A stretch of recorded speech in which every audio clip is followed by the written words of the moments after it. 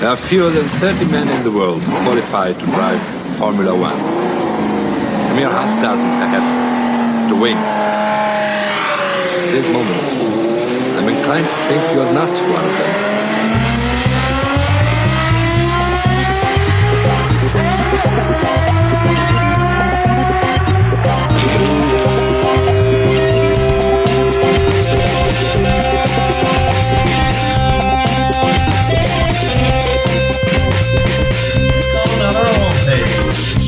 No, you want to. Keep up the good work, and there you have it. There you go. The qualifying. Welcome to F1Weekly.com. My name is Clark Rogers. I'm the host of the program. I'll be joined by Nasir Hamid, my co-host. This is podcast number 1061, September 18th, 2024, Nasir. Thank you, sir. I say, the dingo bites in Baku. Max has the bark, but no bite. We have Monaco Grand Prix winner in the house. There is divine entry in WEC and Schumacher on podium. We shall explain gladly. Back to you, Chief. Thank you, Nasir. On today's program, Piastri responds to the second banana question. Checo's father found passed out on the ground after Perez crashes in Baku. Leclerc should be proud of his drive in Azerbaijan.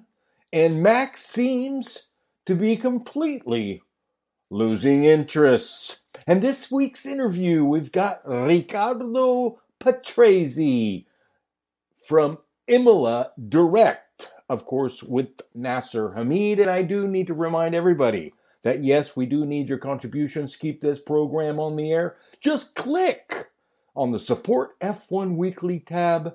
You know you want to. Nas, how are you doing? How is the Duke of Dijon doing in Francia?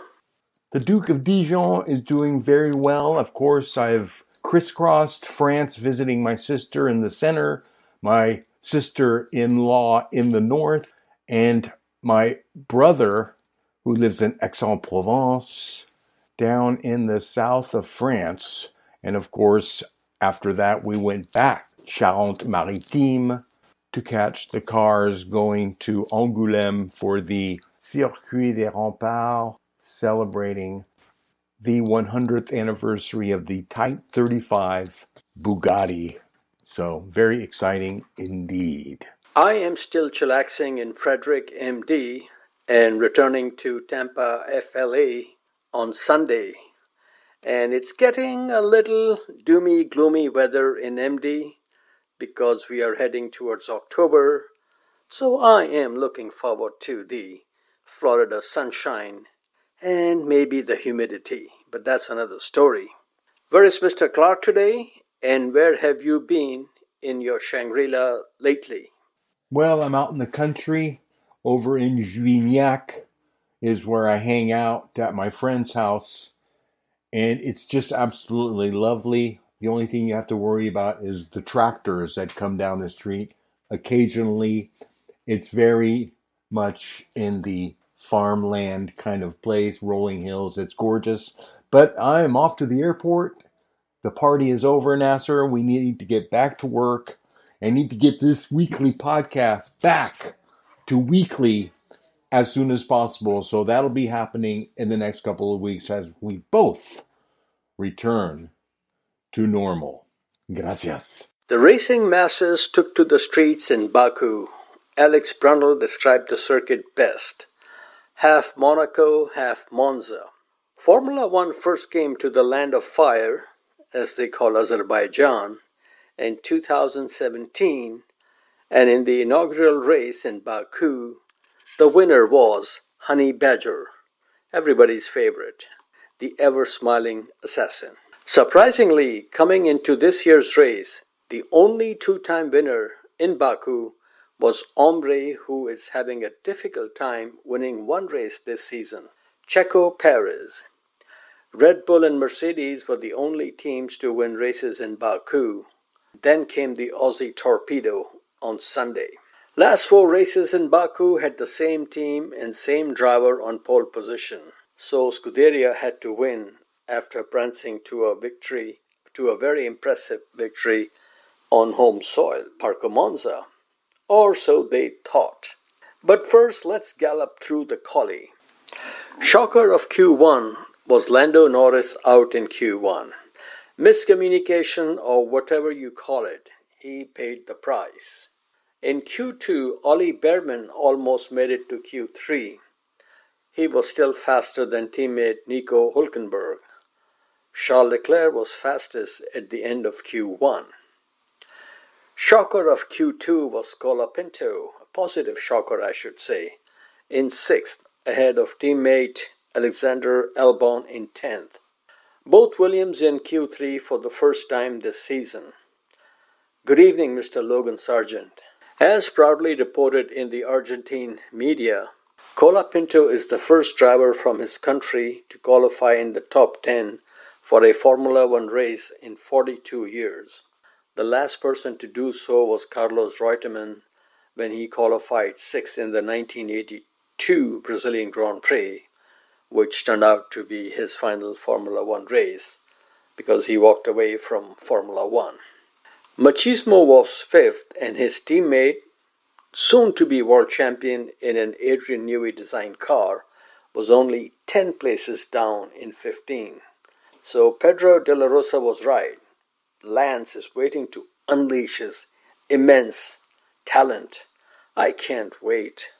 Max was the fastest in Q2, so the Red Bull was still breathing and steaming. And now we come to final qualifying stint, Q3. George Russell was the first driver out.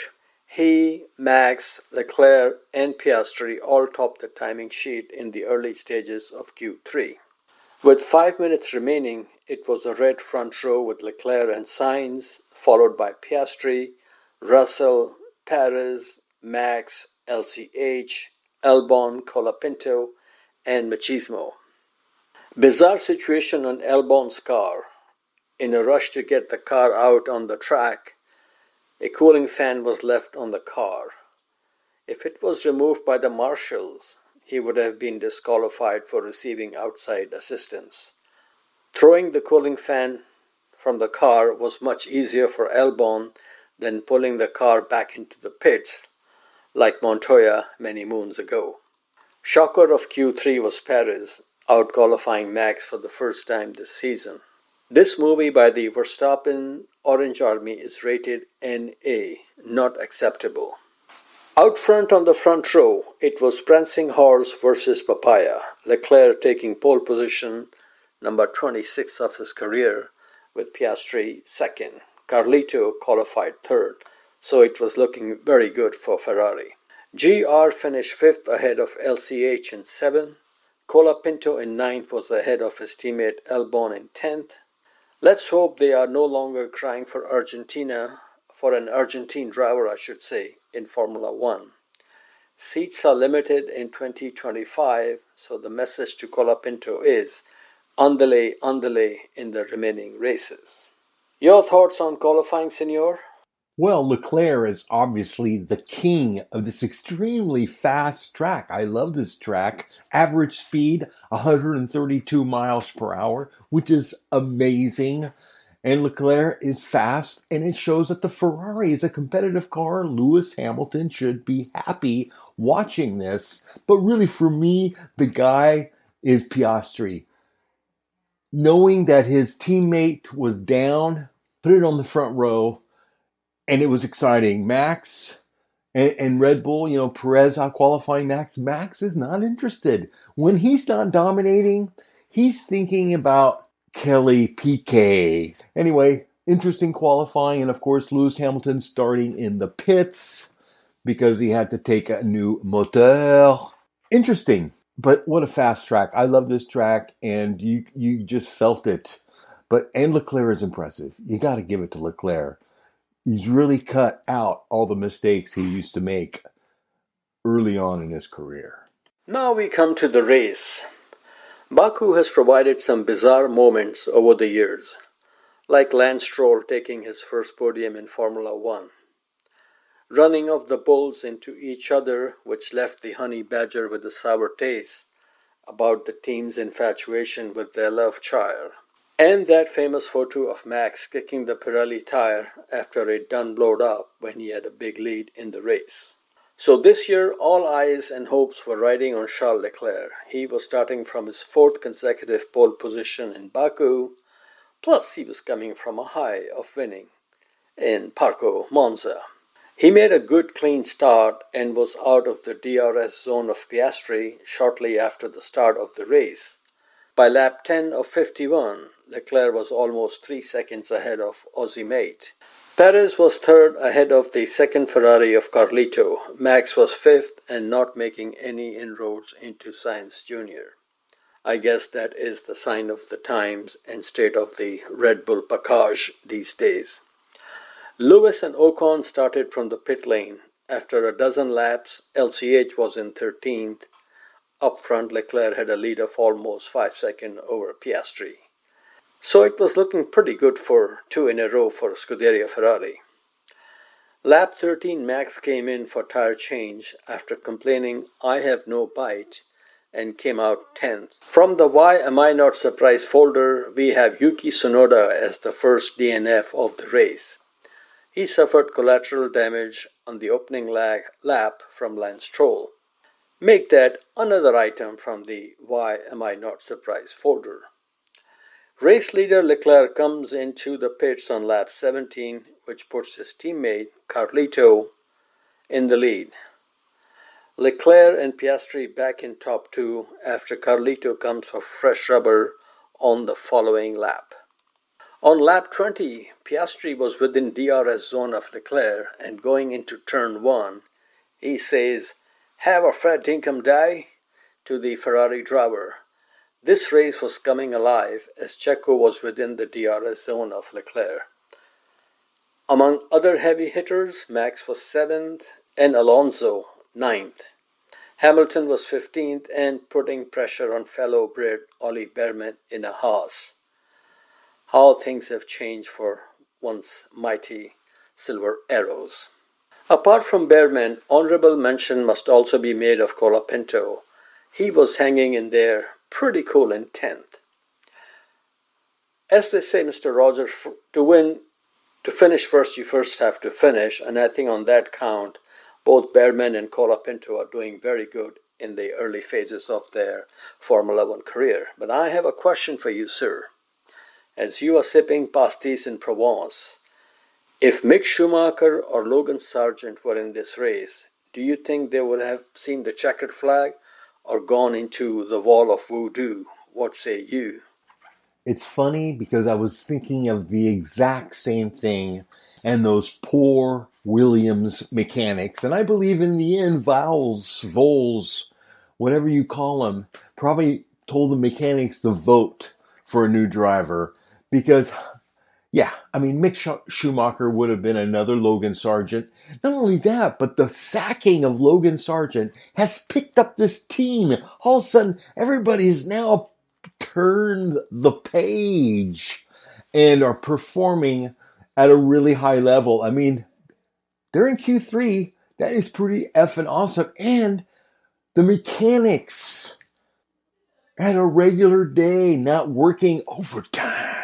So, yes, I think this is awesome. And it's good to see Williams back in the saddle again. Lap 24, nice dives between Norris and Max was 6th, with Max complaining of brake issues. Lap 30, top 3 in close combat, but Leclerc unable to pass Piastri, even with the assistance of DRS. It was good to see Albon in top 5 ahead of Norris and Max, but both Albon and Norris had to stop for tires. Lap 32, Albon in the pits for tire change. While Piastri and Leclerc were having a good dogfight with Checo right behind them, a 7-time world champion, aka LCH, was having a dog day afternoon languishing in 13th behind Bearman. While another 7-time world champion in the making was wondering, where have all the flowers and lead of 10 seconds after 10 laps gone, as he was passed for 6th by GR George Russell. Not sure if you remember ads on telly from days gone by, but back in the day, Miss Kelly LeBrock used to call brute the essence of man. What we had on Sunday was the real essence of man, the best of motor racing. It was so fantastic to see three different teams in the top three with three drivers from three different continents. That is what I call a global motorsport series, duking it out, and as it should be, the best man won the race. F1 Weekly's Lincoln Savings $1 Million CD award goes to top dingo of the day, and that was Oscar Piastri. Mr. Norris, you may be in McLaren team of 2007 next season. Here is a public service message. No charge to calling or listening party. Teammate in rearview mirror may be closer or even ahead by the time we reach Albert Park next season. I am looking forward to some serious kangaroo cage rattling. What say you, Mr. Rogers, on McLaren victory? It was impressive, and the fun part of seeing, after putting the pressure on Piastri to support Norris, of course, which everybody was watching as we came into this Grand Prix, that Piastri, his manager is Mark Webber. Mark Webber knows the 1-2 situation better than anybody, and that's why he's not a world champion. But Piastri is not here to be number two, and the best way to keep everybody at bay and leave him alone with the second banana question is, of course, to beat Norris. Because there tends to be this thing about Norris being a peacemaker, not a pirate, as they said on television. But there's a lot of truth to that. And Piastri, to me, looks like more of a pirate from the get-go. So it's going to get intense. We're going into a new phase, and I'm loving it. It was very impressive. Not only that, but Piastri's car control on that pass on Leclerc was phenomenal for a young driver. Both of them. The car control was unbelievable throughout the entire race. No lockups, no stupidity. I mean, they were so close to the wall. This was great driver. This was the essence of brute, and because of that, Nasir, I have now purchased a brand new bottle on eBay of brute from 1977. Now we come to Charles Leclerc. 4 straight pole positions in Baku, but no Grand Prix win. I guess we can call him Scott Norwood of Azerbaijan. He was able to outfox Piastri at Monza, but in Baku, Oscar ran like an Energizer bunny. Were you surprised Leclerc lost out despite starting from pole position? Well, he's been on pole in the past so many times without winning. It was sort of a big surprise because we really thought they were on a roll. They're competitive, but it's the curse of the Bambino of Monaco. So, yeah, it's going to be a tough one. He's going to have to get this monkey off his back eventually. It's a little bit bizarre, but Fred Vasseur will find a solution. And now a few words about George Russell, third podium of the season for Mercedes numero uno, including his only victory of the season so far in Austria. And let's not forget, he did a great job and won in Belgium, but then stewards had other ideas. Checo, he was KO when fighting for third step of the podium. No bueno, as it was one of the few times he was ahead of his teammate. Who was to blame for the crash? I do not know, but we all know how trigger-happy these stewards are. Since they have not given a 75-place grid penalty to Carlito or Checo, I guess we have to put it down to a racing incident. And sir, this came in late news today that Checo's parent, Papito, he suffered some sort of what they are calling a pre-heart attack situation after watching the Azerbaijan Grand Prix and was rushed to hospital. So we would like to wish him all the best, very speedy recovery, and I hope he is doing all right. Now we move on to the almighty Max. What have they done to the rain? the reign of Red Bull and Max that delivered 7 wins from the first 10 races. I have seen such meltdown from one season to another. Lotus had a World Championship winning car for Mario Andretti in 1978, but in 1979 both Mario and his teammate Carlos Reutemann were unable to win a race. World champion that season in 1979 was Jody Scheckter. The following year he was nowhere to be seen near any of the podiums. In fact, he only scored 2 points throughout the season as a defending world champion driving for Ferrari. But apart from the Braun Grand Prix situation in 2009, this is the biggest collapse of a high-performance team during the season that I can remember in a long time. Max has now gone 7 races without a win. Very hard to believe after his super-uber domination last season. Just in one season, he won more races than most successful drivers do in their career. Next race is this weekend in Singapore. I think it will be another Knights in White Satin for Red Bull. Now we come to the young one, Ollie Bearman. His Formula 2 season has not been bullish, but scoring points in your first 2 Formula 1 races for 2 different teams is very impressive. In Baku, he drove K-Mag's Haas, and in Jeddah, Saudi Arabia, he was riding Carlitos' prancing horse as the Spanish driver had a little tummy issue. Next season, Bearman is full-time at Haas as teammate to Esteban Ocon. Time will tell if Ocon will do a foie gras on Ollie or Bearman will do a bangers and mash on Ocon. I think there will be a casualty at Haas next season. And you know what is really impressive about Bearman? He took part under tremendous pressure in 2 races, both street races, and both are very fast street races, Baku and Saudi Arabia, Jeddah.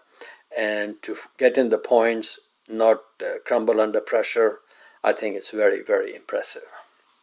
I think his mom should go up to the team principals at both teams and thank them, if you know what I mean.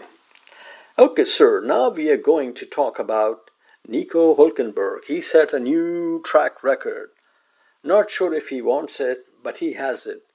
The driver with the most finishes in the same position just outside the points. He was 11th in Baku, his 7th finish in this position this season. Mr. Rogers, before you give your thoughts on the race, I have a question. Will it surprise you if Max and Red Bull do not win a race rest of the season? No, not really, because that thought has already crossed my mind. The way Max is getting more and more frustrated. Who knows what Perez is doing? Obviously, he's fast on some circuits, and the Red Bull seems to respond to him fairly well. He kept up with Piastri and Leclerc, but you notice that Max he was just not interested. So, yeah, I don't think they're going to win any more races. I think it's over. They're going to lose the constructors. Max might squeeze by with staying in the top 5 for the rest of the season, but it's going to be a strange off-season at Red Bull. And your thoughts on the race. And por favor, feel free to bring machismo into the conversation. Lately, he has been a missing person, probably walking in Oviedo. The race was great. I mean, it was a great race. Too bad Perez gave his father a heart attack, but it's a shame for Red Bull.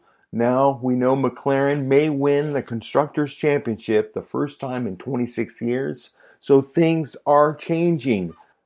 On the other hand, Fernando is not forgotten. We have Adrian Newey on the team. They're spending money. He is teaching Lance to become world champion.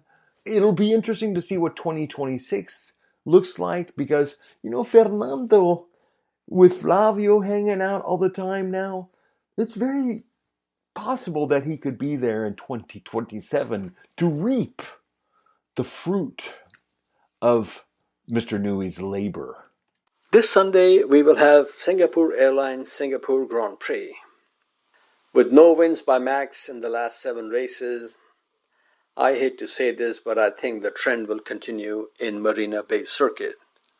McLaren are now the favorites and the fastest. Since Max's last victory in June in Barcelona, Spanish Grand Prix of course, McLaren and Mercedes have won 3 races each, and Ferrari won at Monza. Finally, we come to Zinger of the Day, sponsored in full by Clorox.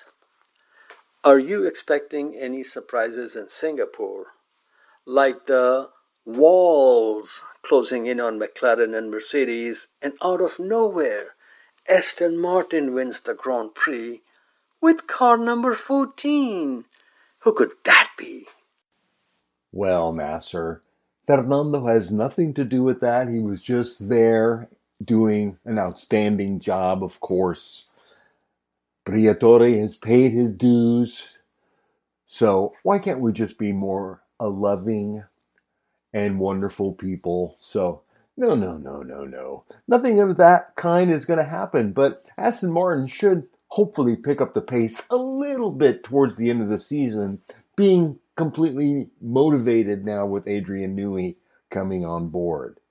And on that note, why don't we take a quick break, and we'll be back after these brief messages. Hi, I'm Enzo Fittipaldi, and you guys are listening to F1 Weekly. Welcome back to F1Weekly.com. Clark Rogers here, your host. And now, as we spin the globe and go around the world with Motorsports Mondial and the king, the Swami himself, Nasir Hamid. Thank you, sir. And now we go into Motorsports Mondial and interview of the day.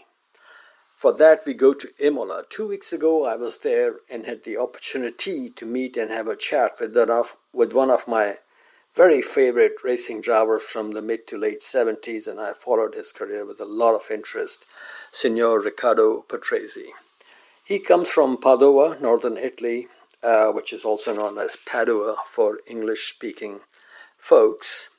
I also met his son Lorenzo. He is racing in the Italian GT Championship and a nice young kid, So hopefully in the next trip to Europa, I will do an interview with Lorenzo also.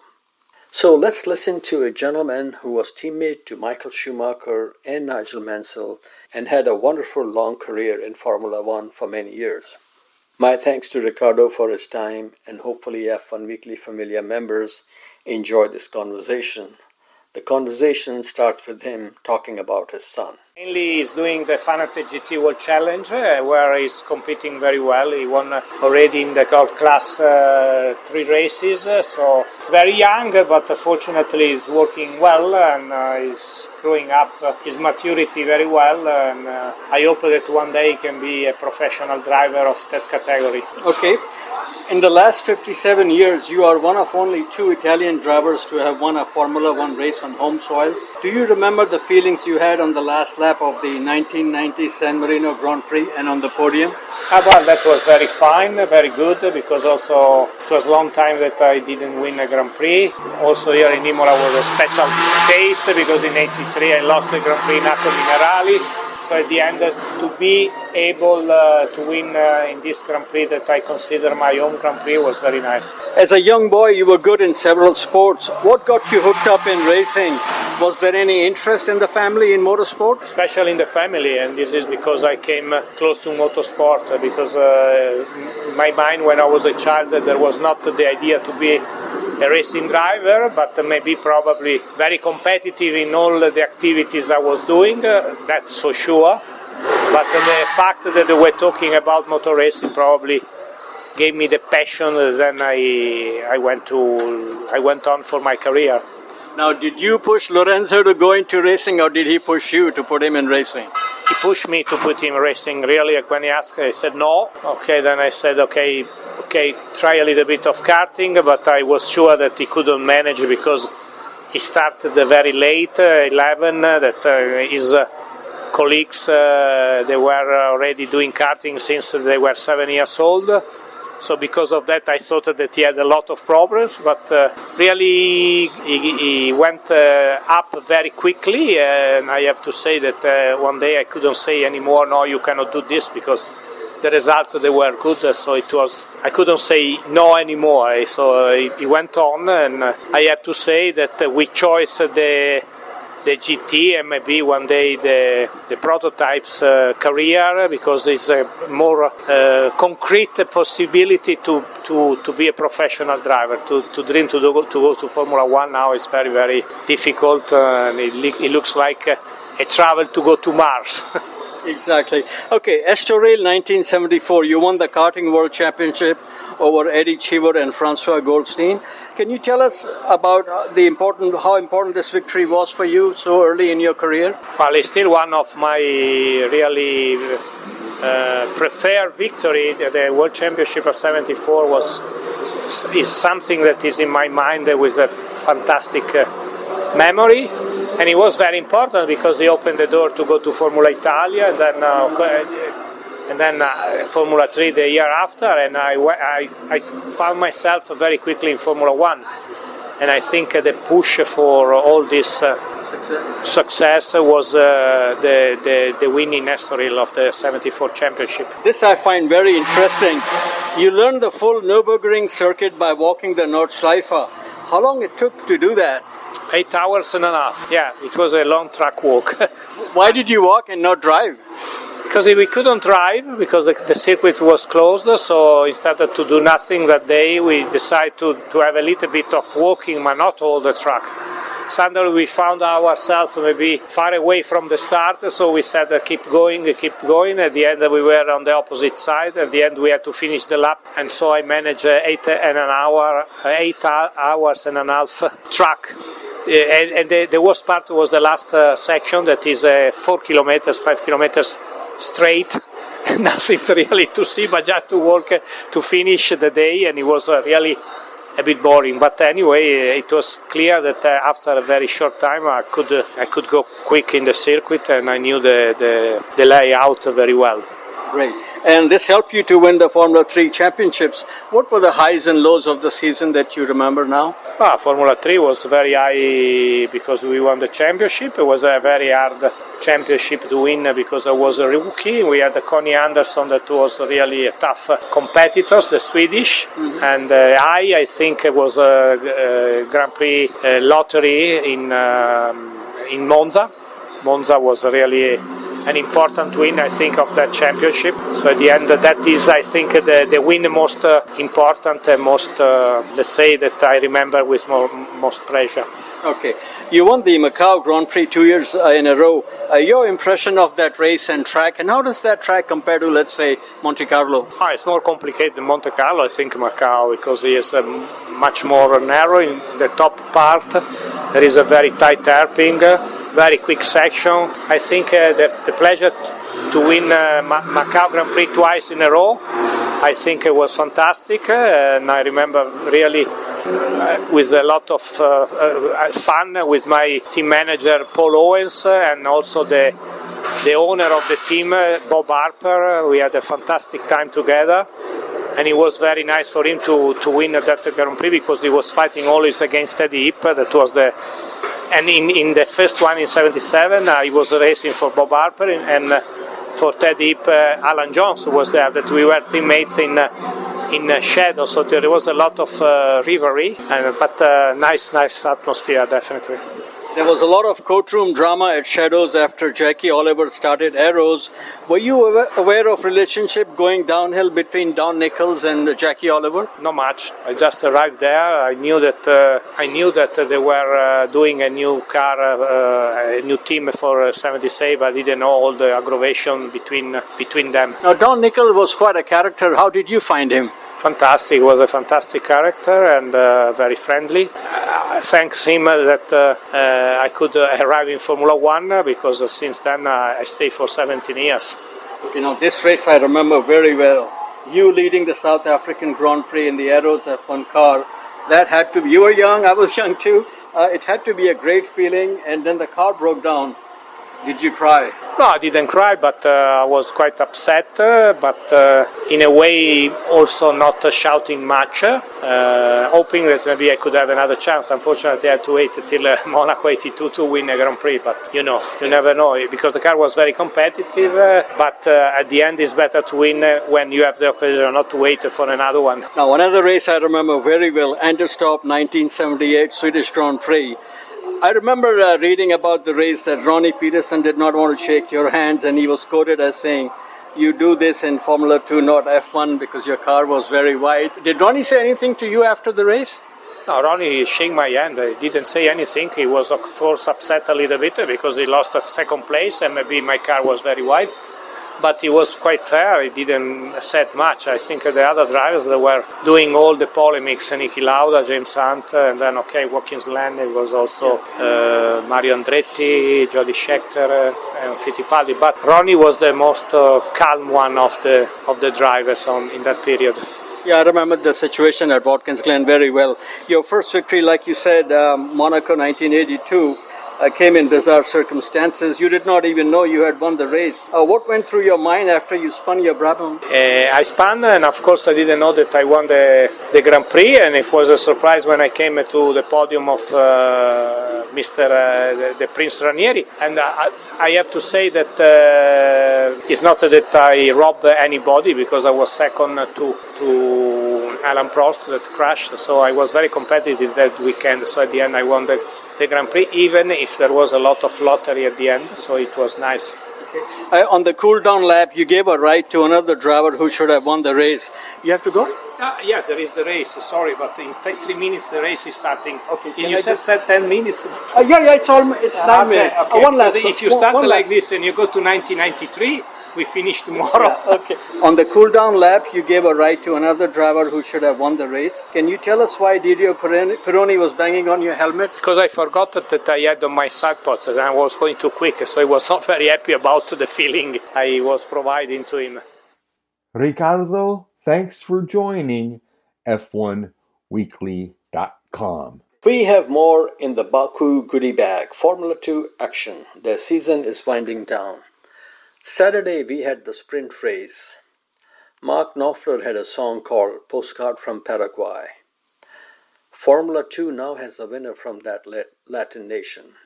The name is Joshua Dirksen. I met this happy chappy at Imola, where he had taken his first podium in Formula 2. American Jack Crawford was second for Dams, and this team was started by Jean-Paul Driot. The D is for him. And one of our favorites, René Arnoux, the A is for him. But today the team is owned by ex-GP2 and F1 racer Charles Pic.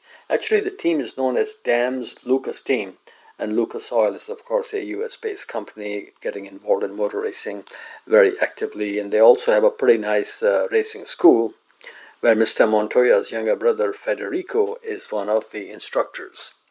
Impressive Formula 2 debut for Sicilian Gabriele Mini. He is managed by Nicola Todd and finished on the podium in third. He lost the F3 championship on the last corner of the last lap at Monza a few weeks ago.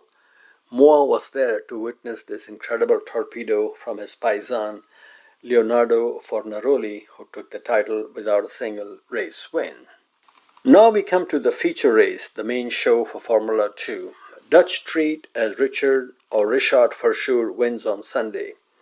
He drives for Italian Trident team. The owner is a gentleman involved in music business by the name of Maurizio Salvadori. Last weekend, his son Luca was involved in a fatal crash during a motorcycle race in Germany. He was 32 years old. Our condolences to Luca's family and friend. And in a nice gesture, a team in Italian Championship has withdrawn its entry so the late Luca can be crowned as champion. So that's very decent of them. Brazilian Gabriel Bortoleto, is the new championship leader, and he's a rookie in the series. He's leading with 169.5 points. Isaac Hedjar is second on 165 points. Bortoleto is a McLaren Junior. Hedjar is a Red Bull Junior. Next round is with the Qatar Grand Prix at Lusail Circuit. Next we have Info on Red Bull promotion. Teenager from UK, we interviewed him last year. Arvid Lindblad, who raced in Formula 3 this season, will move into Formula 2 in 2025 with Spanish team Campos, which was of course started by the late Adrian Campos, and his son now runs the show. So Lindblad will be in Formula 2 in his third year of single-seater racing. This is how you travel on the Red Bull Express Gravy train. This train does not make many stops before it reaches its final destination, platform F1. But it is very well designed and capable of jettisoning unwanted or slow and heavy baggage while moving very fast. All aboard who think they are fast. Conductor extraordinaire Dr. Helmut Marko, who has a degree in jurisprudence, will make the final decision. He is the judge, jury, and the executioner, and very efficient with that. Now we go to the other side of the world, Nihon, World Endurance Championship from Fuji Circuit. The Fuji Circuit is owned by Toyota. The best they could do in the race was 10th, with Buemi, Hartley, and local yokel Ryo Hirakawa. The race was won by a Penske crew of Kevin Estre, Andre Lotterer, and Lawrence Van Thur. BMW drivers Rafael Marcello, Marco Wittmann, and Dries Van Thur were second, and Mick Schumacher was third for Alpine, driving with Nicolas Lapierre and Mathieu Vaxivier. The fastest lap was recorded by Toyota driver Kamui Kobayashi. Who can forget his feisty debut for Toyota in Formula 1 at Interlagos? Among the names here, Rafael Marcello was on his way to F1 as part of Ferrari Driver Academy. He is an Italian-speaking Swiss, just like Binotto, and when he joined Ferrari Driver Academy, he quickly became Italian, just like Romain Grosjean became a French driver, starting out as a Swiss driver. So after winning F3 championship, Marcello ran out of steam in Formula 2, and Ferrari very quickly said ciao ciao after treating him to some pistachio gelato, which is very good in Italy, by the way. Now, a few years ago, Marcello was with Mercedes in the GT3 program, and I met him at Daytona. Very nice and polite young man. I asked him if he can do an interview, and he said, I have to get approval from the Mercedes people. So I asked him, who should I talk to here at Daytona? He said he will have to contact Mercedes PR department in Europe. Okay. Now it gets even better. A few years prior to this, when he was in the Ferrari Junior program as a teenager, he was kind enough to chat with me on Facebook, but for the interview he said, I have to get approval from Ferrari. So welcome to the new world of controlled environment. That's just the way it is these days. You have to submit questions, and they can have the power to say, don't ask this question, if the word Formula 1 is used in the question. So, we work with what we have. Next, Hyundai coming to World Endurance Championship, also known as WEC. The South Korean manufacturer is now one of the largest automakers in the world. Their motorsports manager with F1 experience was hired on a strong recommendation from Christian Horner. His name is Cyril Abitboul, and their European base is in Germany. Hyundai will be doing a Renault, entering the series under their luxury brand Genesis, which so far has not rattled the cage of Lexus or BMW, at least in the US marketplace. This is great news for WEC, as they already have Ferrari, Porsche, Peugeot, Toyota, and Alpine. But not so good news for IndyCar Racing, who are desperately seeking a third manufacturer, especially under constant rumors of Honda may bail out and go LeNASCAR. Next, IndyCar Racing. Final race of the season took place in Music City, Nashville, Tennessee. This used to be a street race, but with the new football stadium being built, it took place on an oval in Lebanon, Tennessee. And the promoter of this race is Scott Borchetta, who is also a racer and founder of this Spike water cooler or whatever it is. But he has done a good job, and he races in the Trans Am Series also. And at one time he discovered Taylor Swift, but she had other ideas. Now, this was first oval win for young American talent Colton Herta. Back in the day, he was racing against Lando Norris in what is today Formula 4, British Formula 4, I should say.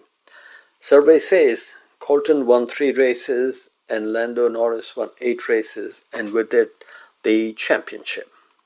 Taking his 3rd championship in IndyCar racing was young Spaniard and what I would call the new muy macho hombre de España, at least on this side of the pond, Senor Alex Palou. The season is still on for the lawsuit against him from McLaren, but both parties have now agreed to settle the issue through arbitration. Solution is very simple. Show me the money, a few $1 million, and case will be settled. So we'll see what happens. Now we move on to the Formula 2 of American Open Wheel Racing, Indy Next. Some call it Indy NXT. We have an IndyCar star in the making here. Now, we've been following his career for a few years and we have interviewed him a few times. And the 2024 champion Louis Foster ended the season on a very high note by winning his 8th race of the season. Foster is from UK and more than just okay when it comes to motor racing talent. He and Palou were smart enough to cross the pond instead of spending millions and millions of dollars in Formula 2 and chasing the F1 rainbow. Looking forward to the Singapore Grand Prix, I think Charles Leclerc in a Ferrari will be on pole and the race winner will come from McLaren team. What say you, amigo? Yes, Singapore is going to be great. It's going to be, we'll see. The weather's always cooperated so far, but it's a night race, street race. Fernando does well, Max does well, Perez does well. But of course, all eyes are on Leclerc and whether Piastri can keep it up and whether Norris can bounce back. So there's a lot of things happening here, of course. And our new boys, Behrman and Colapinto, they have to continue their machismo-ness within their respective teams. So, oh my God, there's so much racing and it's so much fun. So I am dearly looking forward to another Singapore Grand Prix. Okay, folks, finally we come to Musical Mondial. As we all know and see, times are not so glorious and imperious for 2 living and racing legends of Formula 1. So we invite little Anthony and the Imperials for a little musical entertainment. Thank you for listening. Till we meet again behind palatial walls. Ta-ta!